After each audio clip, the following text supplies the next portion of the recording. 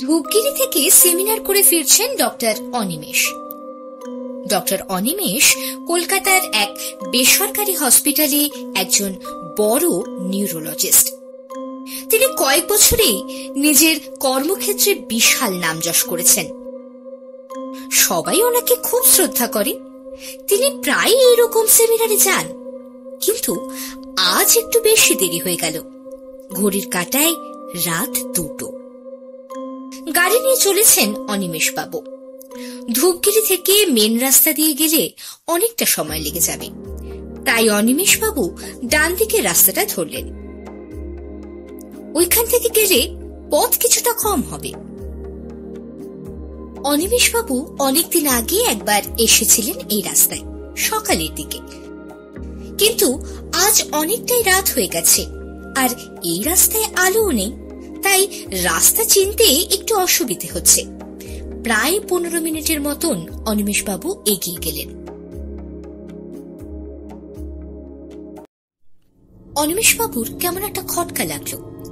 এতক্ষণে তো এই রাস্তাটা পেরিয়ে মেন রাস্তা চলে আসার কথা, কিন্তু এতক্ষণ হয়ে গেল তাও মেন রাস্তা এলো না। মনে মনে ভাবলেন, তাহলে কি পথ ভুল করলাম? কিছুক্ষণ গাড়ি নিয়ে দাঁড়ালেন।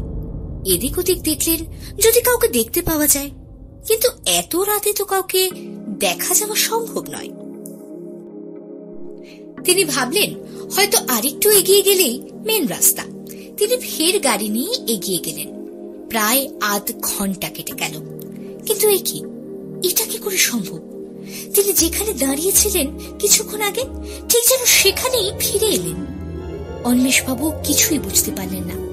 একটু অবাক হয়ে গেলেন যে এতটা ভুল হতে পারে কারো।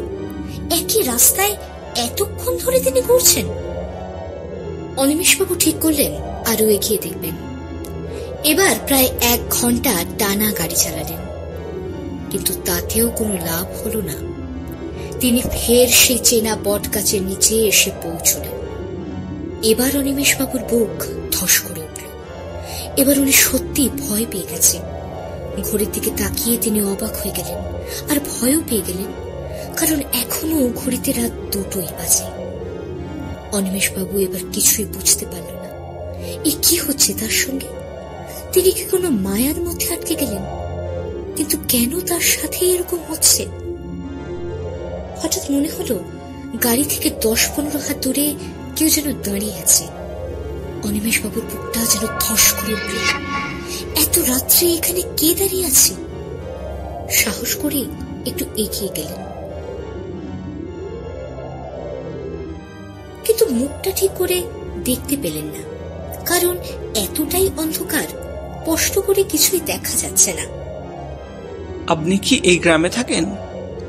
আসলে আমি অনেকক্ষণ ধরে মেন রাস্তা খুঁজে পাচ্ছি না, আপনি একটু বলতে পারবেন? কিন্তু কোনো উত্তরই এলো না ওইখান থেকে। লোকটি যেরকম দাঁড়িয়েছিল ঠিক সেরকমই দাঁড়িয়ে আছে। আমি অনেকক্ষণ ধরে খুঁজছি, আর ঘড়িটাও যেন বন্ধ হয়ে গেছে, তাই বুঝতে পারছি না। আপনি কি একটু বলতে পারবেন কিভাবে মেন রাস্তায় যাব? এইবার উত্তর এলো। তুই কোনোদিনই এই রাস্তা থেকে বের হতে পারবি না। অনিমেষ বাবু ভয় পেয়ে গেল। ভয় ভয় জিজ্ঞাসা করল, কে আপনি? আস্তে আস্তে তার মুখটা দেখতে পেল অনিমেষ বাবু। চোখের ভিতর থেকে সাদা আলো বেরিয়ে আসছে, পুরো মুখে রক্ত ভর্তি। অনিমেষ বাবুর রক্ত হিম হয়ে এলো। অনিমেষ বাবু চিনতে পারল তার বাল্য বন্ধু সমীরণকে। তুই তো। অনিমেষ বাবুর কথা শেষ হলো না। সমীরণ বলতে শুরু করলো,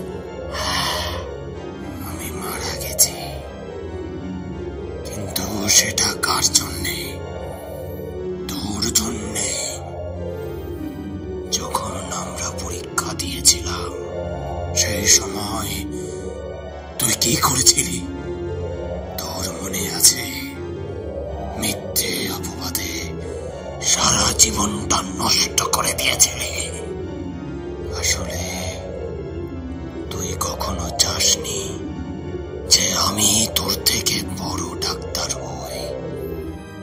প্রত্যেক পরীক্ষায় আমি তোর থেকে বেশি নম্বর পেতাম। এই কারণে তুই আমার সাথে এইরকম করেছিলি, না হলে তুই আজ এত বড় ডাক্তার হতে পারতিস না। আমাকে ক্ষমা করে দে, আমার ভুল হয়ে গেছে। আসলে আমি তোর উপরে হিংসে করতাম। তোর বেশি নাম্বার পাওয়া আমি একদম সহ্য করতে পারতাম না। আমার খুব রাগ হতো। আমি সবসময় ভেবেছিলাম আমি ফার্স্ট হব, কিন্তু আমি কোনোদিনও তোর জন্য ফার্স্ট হতে পারিনি। তাই ডাক্তারি পরীক্ষার সময় টুগলিটা তোর কাছে ফেলে স্যারকে তোর নামে দোষ দিলাম যে তুই টুগলি করছিস, আর তোর পরীক্ষাটা বাতিল হয়ে গেল। আর সেই লজ্জায় আমি আত্মহত্যা করলাম তোর জন্য। পারলে তোকে অনেক দিন আগেই মেরে ফেলতাম, কিন্তু ঠিক করে সেই সুযোগ পাইনি আমি। কিন্তু আজ আমি তোকে ছাড়বো না।